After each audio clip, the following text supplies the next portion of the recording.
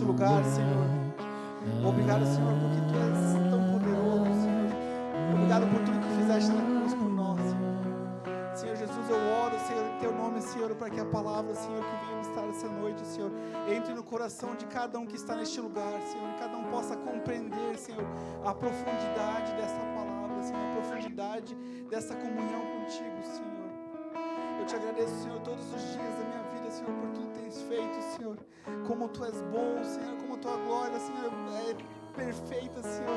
E como Tua misericórdia dura para sempre, Senhor. E eu peço, Senhor, essa noite, Senhor, que Tu venha, Senhor, abrir o coração de cada um neste lugar, Senhor. Abre, Senhor, os olhos, Senhor, os ouvidos para que possam entender, Senhor, a mensagem, Senhor, da Tua palavra, Senhor, em nome de Jesus. Amém.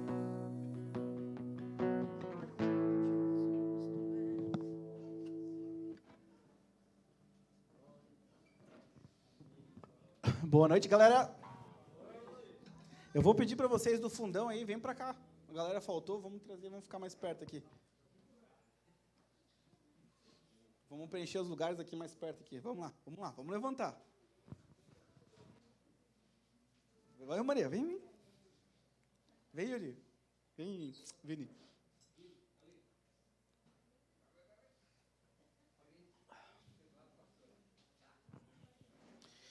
Boa noite.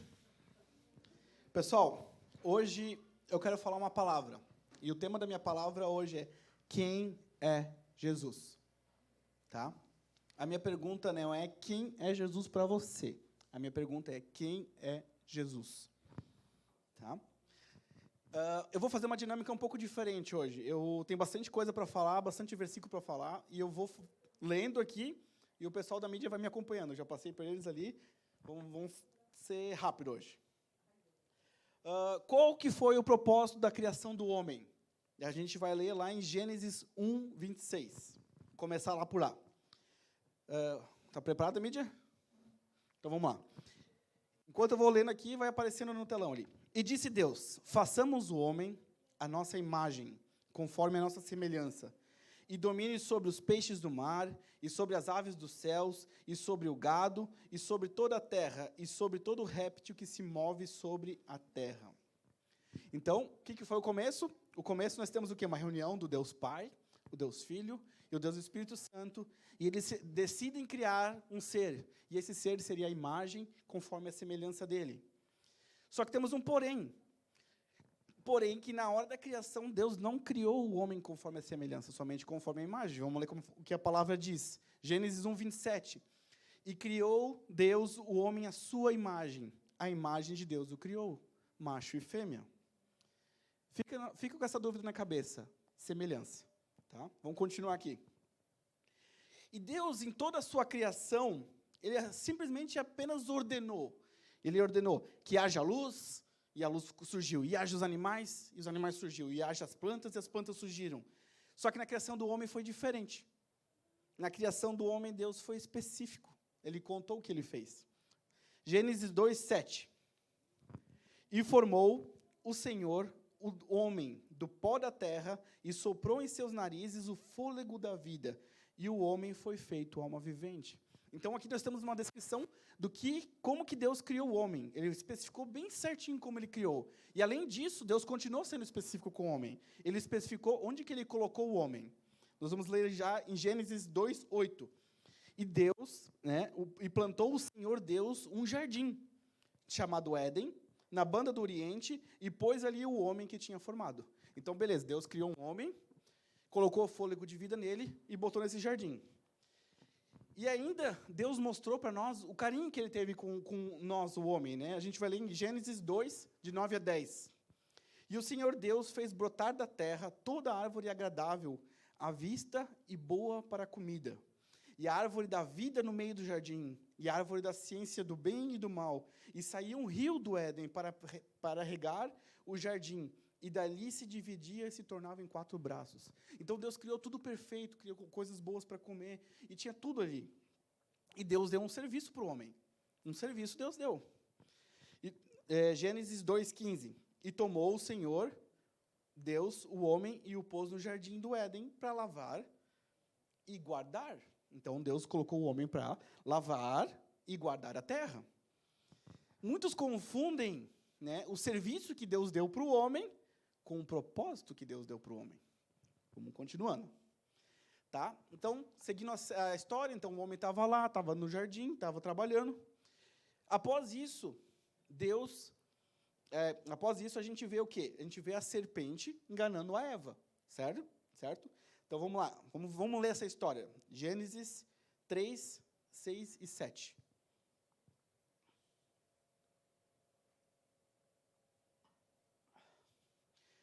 E vendo a mulher que aquela árvore era boa para se comer e agradável aos olhos, e árvore desejável para dar entendimento, tomou do seu fruto e comeu. E deu também a seu marido, e ele comeu com ela.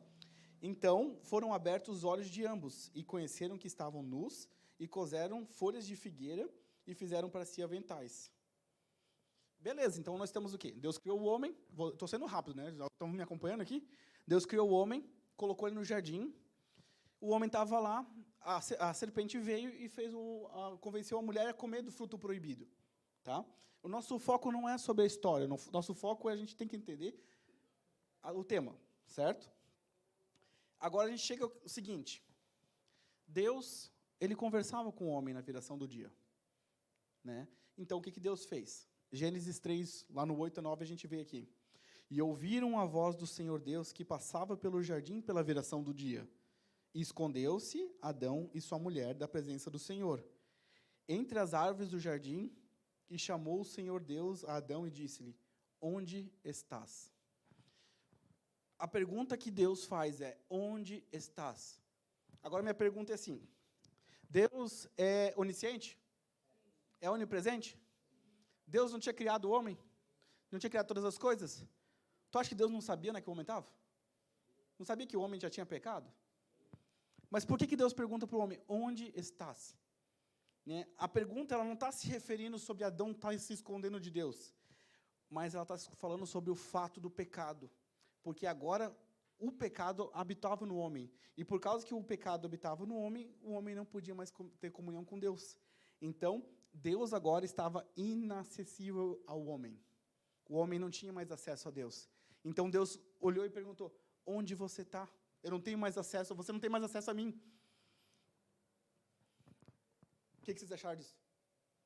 Todo mundo chocado?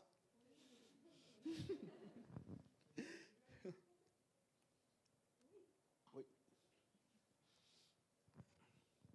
Agora, nós vamos falar sobre propósito. Certo? Eu contei para vocês o motivo, agora nós vamos entender o propósito. O propósito de Jesus ter vindo à terra e morrido por nós foi para restaurar o que existia no jardim. O propósito de Jesus foi restaurar o que tinha no jardim, que era o plano original. Em Jesus, Deus deseja levar o homem de volta para o lugar onde ele jamais devia ter saído, lá do jardim. Sabe o que significa o jardim para nós? Alguém pode levantar uma mão e falar aí? O que significa o jardim? Não, mais ainda. Comunhão. Relacionamento. O lugar em qual a gente vive família. A fusão de Deus com o homem. A família, a perfeita família.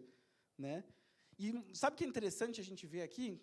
Que Jesus, ele nunca deixou de viver essa família. Né? Vamos ler lá. Em João 10:30, Jesus fala assim, eu e o Pai somos um. Jesus já vivia essa família perfeita com Deus. Ele é e sempre será como o Pai. Né? Ele é exatamente como o Pai. Jesus ele se relaciona tão de perto com Deus, tem tanta comunhão com Deus, que ele pode dizer que ele é um só com Deus. Você sabia disso? Vamos ler lá, João 14, 8, 11. Isso aqui foi interessante, porque assim, um dos discípulos de Jesus chegou para Jesus e falou assim, e disse-lhe Filipe, Senhor, mostra-nos o Pai, e o que nos basta. E disse Jesus, há tanto tempo convosco e vocês não têm conhecido, Filipe? Quem me vê a mim, vê o Pai. E como tu dizes, mostra-nos o Pai, não crês tu que eu estou no Pai e o Pai está em mim? As palavras que eu vos digo, não as digo de mim mesmo, mas o Pai que está em mim, é quem faz as obras. Crede porque eu estou no Pai e o Pai em mim. Crede ao menos por causa que eu faço as mesmas obras. Então, Jesus estava no Pai e o Pai nele. Jesus, ele tem uma função muito clara dentro da família, né? A família de Deus, né? A gente vai ler isso lá em Hebreus 1:3. Essa aqui eu quero que vocês acompanhem. O qual, sendo o resplendor da sua glória e a expressa imagem da sua pessoa, e sustentando todas as coisas pela palavra do seu poder, havendo feito por si mesmo a purificação dos nossos pecados, assentou-se à destra da majestade nas alturas. O que Jesus fez? Quando Jesus veio na terra, ele veio com um propósito, ele veio revelar o Pai.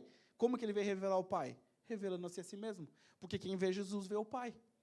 Então o papel de Jesus é muito claro, é revelar o Pai. Agora, respondendo à pergunta da introdução, qual foi o propósito da criação do homem? Comunhão. Daí eu vou te colocar uma indagação agora. O propósito da criação do homem não foi nem para o céu, nem para o inferno. Você sabia disso?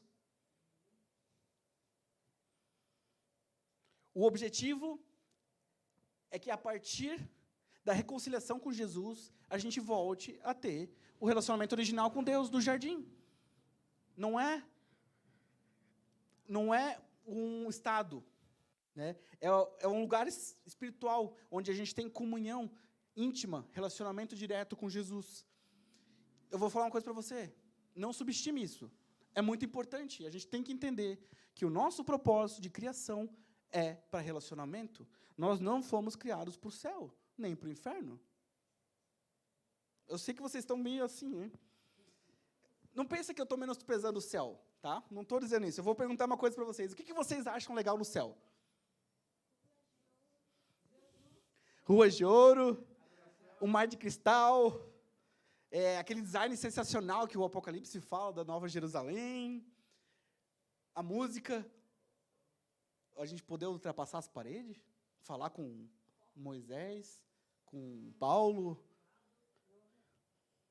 Cara, não é nada disso.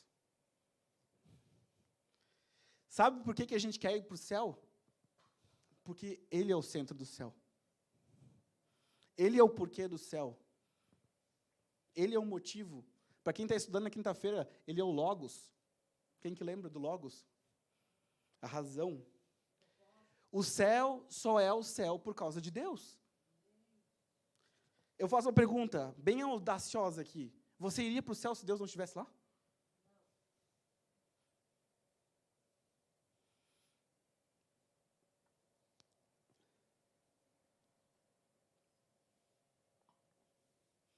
Deus é a razão do céu.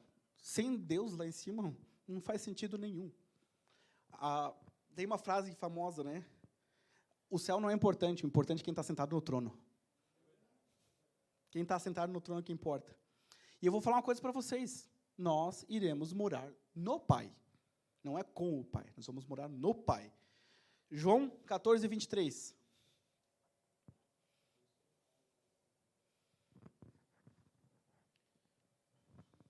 E Jesus respondeu e disse-lhe: se alguém me ama, guardará a minha palavra, e eu e meu Pai o amará, e viveremos para ele, e faremos nele morada. O Pai não é a quem eu adoro, é onde eu vou morar. Deus não é apenas o dono do céu, Deus não está lá só, Deus é o céu. Quando a gente fala que a gente vai para o céu, a gente não vai para o céu, nós vamos para Deus. A gente precisa entender isso. Vocês entenderam por que eu falei que não se trata de céu e inferno? Se trata de onde vamos morar, com quem que nós vamos estar, com qual que vai ser o nosso relacionamento. Jesus, né, ele sempre falava de relacionamento. Né, lá em Gênesis 3:8, né, eu vou repetir de novo, e ouviram a voz do Senhor que passava pela viração do jardim, e escondeu-se Adão e a mulher da presença do Senhor. Deus, Ele busca relacionamento. Ele criou o homem para relacionamento. Nós fomos criados para relacionamento. E eu vou falar uma coisa para vocês, é isso que define o jardim. É isso que define o céu. É tudo sobre ele. Vocês entendem a pergunta agora que eu pergunto quem é Jesus? Porque é tudo sobre ele. Então, a frase correta não é Deus quer colocar você no céu. Não é essa frase que Deus quer. O que Deus quer é colocar o céu em você. Ele quer botar Jesus no teu coração. Porque o céu sem Deus não é nada. E eu vou falar uma coisa para vocês. A eternidade já começa aqui. Sabia? Que a eternidade já começa aqui. Porque Deus começa a habitar no coração aqui. Eu sempre me fiz essa pergunta. Se a gente vai para o céu, por que nós estamos aqui? Por que Deus faz a gente passar pela terra para ter a possibilidade de não ir para o céu? Não. Tem muita gente que fala, nossa, essa vida está sofrida, mas eu vou para o céu. Lá vai ser bom. Não é esse o nosso propósito. Nosso propósito não é o céu, nosso propósito é Deus, é Jesus. E se você não começar a conhecer Jesus aqui, você não vai conhecer lá no céu. Não adianta, não acha que você vai simplesmente chegar no céu. Agora eu vou ver quem que é Deus. Deus, Ele quer se manifestar para você aqui na terra já. Eu vou falar agora, livrar a gente do inferno não deixa de ser a verdade que vai acontecer. Tipo, a gente vai sair do inferno. A gente vai morar num lugar lindo, a gente vai morar no céu, mas não é esse o propósito. O propósito é a comunhão. Eu vou falar uma coisa para vocês aqui. Você sabia que Jesus orou por nós? João 17, quando a gente estudar, chegar lá em João 17, a gente vai estudar lá no curso, né? E lá no começo da oração de Jesus, ele começa assim, João 17, do 1 ao 3.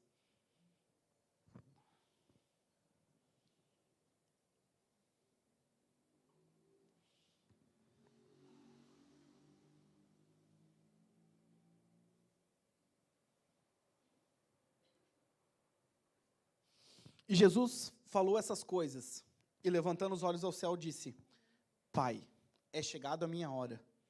Glorifica a teu Filho, para que também o teu Filho glorifique a ti. E assim como lhe desse poder sobre toda a carne, para que dê vida eterna a todos quanto lhe destes. E a vida eterna é essa, que conheçam a ti, por só o único Deus e verdadeiro, e a Jesus Cristo a quem enviaste. É muito específico, o versículo 3. E a vida eterna é essa, que conheçam a ti, por único e verdadeiro, e a Jesus a quem enviaste. A vida eterna é conhecer a Deus e a Jesus. Eternamente. Não é um dia, não é um ano, né? É eternamente. Não tem mais tempo. Eterno significa não ter mais tempo, não existe mais tempo. Simplesmente acabou o tempo. É conhecer e conhecer e conhecer e conhecer e conhecer e conhecer Jesus. Agora, o nosso propósito, o que é? Nos tornarmos semelhantes a Cristo. Então, a pergunta que eu fiz lá no começo, por que Deus criou a gente só a imagem? Quem que arrisca me responder aqui? A semelhança vem do relacionamento. O que faz o que faz de mim brasileiro? Não, conviver com brasileiros. Se eu tivesse nascido no Brasil e fosse lá para a Alemanha, eu não ia ser brasileiro. Eu ia ser alemão. Porque eu conviver com alemães. Então, como é que a gente consegue ter a semelhança de Cristo? Convivendo com Cristo. Então, Deus nos criou a imagem dele. Nós somos a imagem de Cristo. Se você quer saber como Deus é você. Tem 2 olhos, nariz, boca. Essa é a imagem de Cristo. Mas a semelhança de Cristo é através da comunhão. Por isso que Deus criou conforme a nossa imagem, para que tenha a semelhança de nós. Porque o homem é o único ser que tem acesso a Deus para ter acesso à semelhança. O anjo não tem esse acesso a Deus para ter a semelhança. O animal não tem esse acesso. Mas o homem tem o acesso para ser semelhança de Deus, para pensar como Deus, para agir como Deus, para amar como Deus. para cuidar do teu inimigo, para amar teu vizinho. E uma coisa que eu acho muito interessante é que a Bíblia, ela fala sobre uma metáfora. Você sabe o que é metáfora? É uma forma de você entender um contexto. E existe uma metáfora de um casamento. Um casamento que acontece entre a noiva e o noivo. Esses papéis já são definidos. Vamos ler a respeito disso na Bíblia? Apocalipse 19, do 7 ao 8. Regozijemo-nos e alegremo-nos e demos glória, porque vindas são as bodas do Cordeiro, e já a sua esposa se aprontou, e foi dado que se vestisse de linho fino, puro e resplandecente, porque o linho fino são a justiça dos santos. Então, o casamento já está preparado, o noivo está esperando, e a noiva também está pronta. Apocalipse 21, do 1 ao 3. E vi um novo céu e uma nova terra, porque já o primeiro céu e a primeira terra passaram, e o mar já não existe. E eu, João, vi a cidade santa, a nova Jerusalém, que de Deus descia do céu, adereçada como uma esposa ataviada para seu marido. E ouvi uma grande voz do céu que dizia: Eis aqui o tabernáculo de Deus com os homens, pois ele habitará, e eles serão o seu povo, o mesmo Deus estará com eles e será o seu Deus. Nós somos a igreja, nós, eu, você, somos a noiva de Cristo. A noiva, tu entende o que significa? Nós somos uma noiva. Vamos continuar lendo sobre casamento aqui. Em 2 Coríntios 11, 2, porque estou zeloso de vós, com zelo de Deus, porque vos tenho preparado para vos apresentar como uma virgem pura a um marido, a saber, Cristo. Isso aqui é Paulo falando para a igreja, que ele estava preparando a igreja para ser pura por Cristo, né? Em Efésios 5, 25 a 27, Paulo continua: Vós, maridos, amai vossa mulher, como também Cristo amou a igreja, e a si mesmo se entregou por ela, e para santificar, purificando com a lavagem da água pela palavra, para apresentar a si mesmo igreja gloriosa, sem mácula, sem ruga, uma coisa semelhante, mas santa e irrepreensível. E ele conclui no versículo 32, e falando assim: grande é esse mistério, digo, porém, a respeito de Cristo e a igreja. Vocês entenderam que existe um casamento que está acontecendo? Agora eu quero entrar no foco principal do que eu quero falar. Como que você está lidando com o seu casamento? Com Jesus. Não é o teu casamento com a tua esposa, com o teu marido. Como que você está lidando com o teu casamento com Jesus? Eu vou te fazer uma pergunta: que tipo de noiva você é? Vocês sabem o que é casamento, né? Todo mundo aqui quase sabe o que é casamento, né? Você imagina o filho do Bill Gates, quando foi procurar uma esposa. Não sei se ele tem filho, só um exemplo, né? Quantas mulheres não quiseram casar com ele só porque ele era rico? Muitas, né? Milhões e milhões e milhões e milhões. Quantas mulheres não queriam casar com o príncipe tal lá da Inglaterra, lá, o William Charles? Lá? Quantas? Por quê? Pelas coisas que ele tinha para dar, né? Então, existe um tipo de noiva, né? A noiva interesseira. O que ela está buscando? Uma vida boa, sei lá, um presente, status, né? Curas. Vamos falar no contexto de Deus, né? O que ela procura? É uma noiva que só procura o que eu quero receber? Ou você é a noiva apaixonada? Deixa eu fazer uma pergunta para você. Quem que aqui é casado aqui? Levanta a mão. Quem que teve a certeza que quando estava subindo no altar, sabia que a tua mulher só queria estar, ou o teu esposo só queria saltar por interesse com você? Não levanta a mão, por favor. Quem que pensou isso? Ninguém, né? Ninguém estava lá pensando no altar que, meu Deus, essa aqui está vindo comigo só por interesse. Porque o que ia causar em vocês? Frustração, mágoa, né? Rejeição. Poxa, essa pessoa aqui está comigo só porque quer alguma coisa de mim? Mas a gente pode ser a noiva diferente, né? Também tem a noiva apaixonada, né? Quem aqui, que quando casou, né? Vocês que estão solteiros vão ter que ouvir isso aqui. Quem aqui que casou estava preocupado onde ia morar? Hã?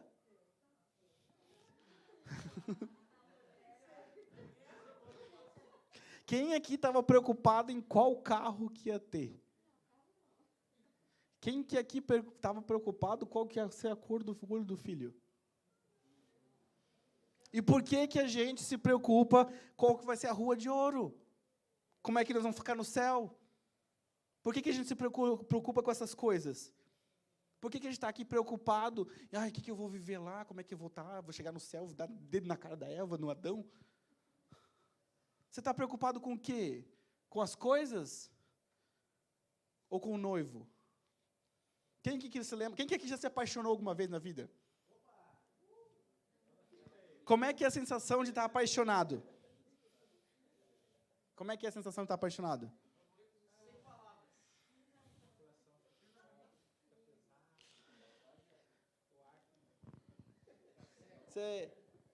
Você fica até um tempão no telefone, fica lá, tu dorme assim, mas não desliga, desliga você. É, tá vendo esse mar aqui, é tudo teu, a lua é tua, né?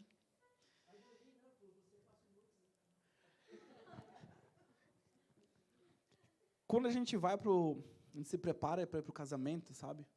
Você tá lá, você não pensa em outra coisa, você não pensa nem na festa. Eu não sei vocês, eu não pensei na festa.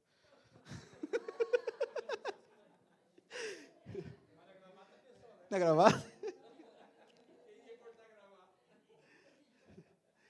Cara, e é isso que a gente precisa ter. A gente precisa estar o quê? Apaixonado por Jesus. Nós não temos que querer ir para o céu, a gente tem que querer estar com Jesus.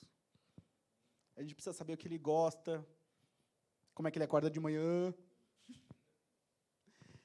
quais os desejos que Jesus tem. Quando a gente casa, a gente tem que lutar pelo sonho do outro. Você luta junto. E com Jesus é igual. Por que eu faço o que eu faço na igreja? Por que eu estou aqui? Por que eu prego? Isso tudo é o chamado? Não é o chamado. Eu faço porque eu amo Ele. O meu chamado, o que é o meu chamado? É estar com Ele no jardim. Se eu falar que o meu chamado é pregar, o que vai acontecer quando eu for para o céu e não tiver mais para quem eu pregar? Se eu falar que o meu chamado é tocar teclado, o que vai acontecer quando eu chegar no céu e não tiver mais adoração para fazer? Não tiver mais gente para converter? Se eu não chegar no céu e entender que o meu amor é Jesus, eu vou estar lá fazendo o quê? Eu vou estar lá perdido. E Deus, ainda, além disso, Ele levanta outra metáfora. E essa outra metáfora aqui é a mais forte de todas. A metáfora do primeiro amor. Muitos deixam de lado o amor com Jesus. Apocalipse 2:4 fala assim: tenho, porém, contra ti que deixastes o primeiro amor. Quem que lembra como é que é o início? Vou fazer de novo essa pergunta. Quem que lembra como é que é o início? Quem que aqui já arranjou uma desculpa só para estar com alguém? Que arranjou uma festa com um amigo só para se encontrar com uma pessoa? Sabe, viu? O que você faz por amor? Pelo primeiro amor? Jesus, ele deseja que a gente nunca perca esse primeiro amor. Esse amor de estar com Ele. E agora eu faço a pergunta, qual que foi o primeiro sentimento que você teve em relação a Jesus? Filipenses 1:9 ele fala: e peço isso, que o vosso amor aumente mais e mais, e eu vou continuar aqui, e mais, e em ciência e em conhecimento. O amor com Jesus, ele deve aumentar todo dia. Todo dia. Eternamente, não tem fim. 1 João 4,19.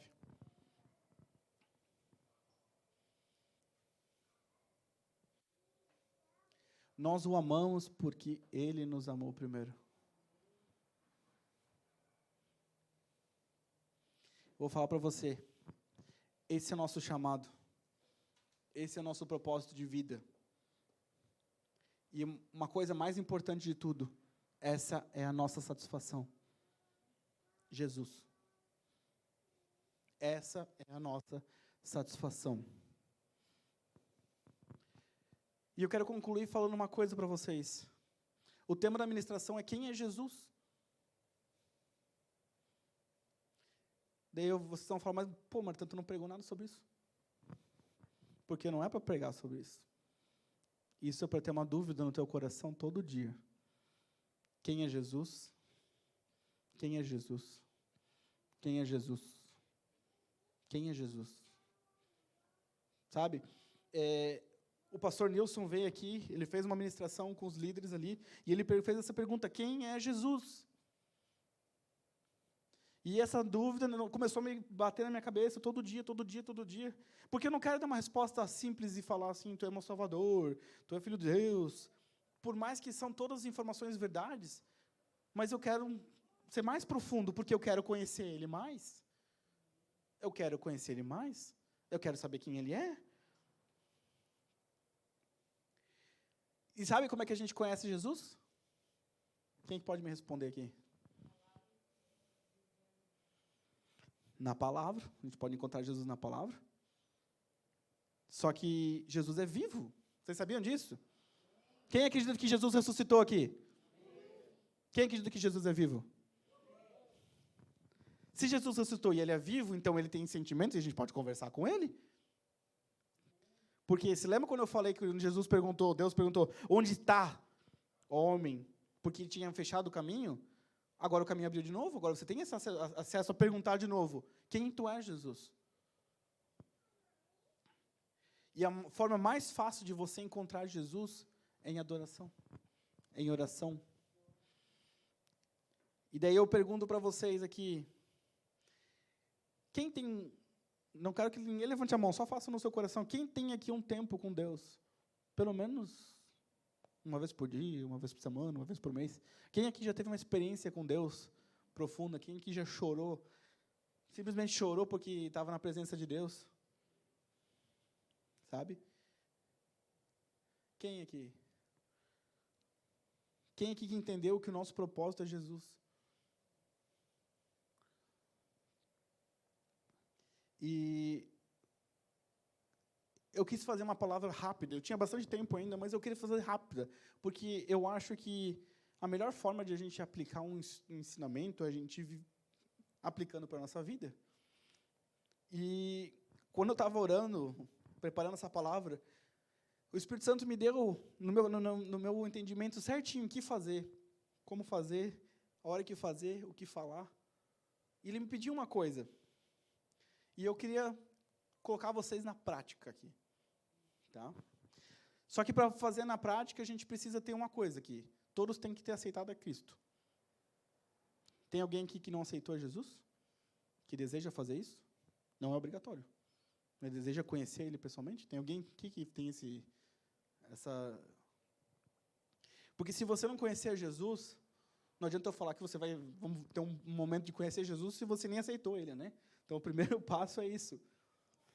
Então, se todos aqui já aceitaram Jesus e conhecem Jesus, vamos para a prática.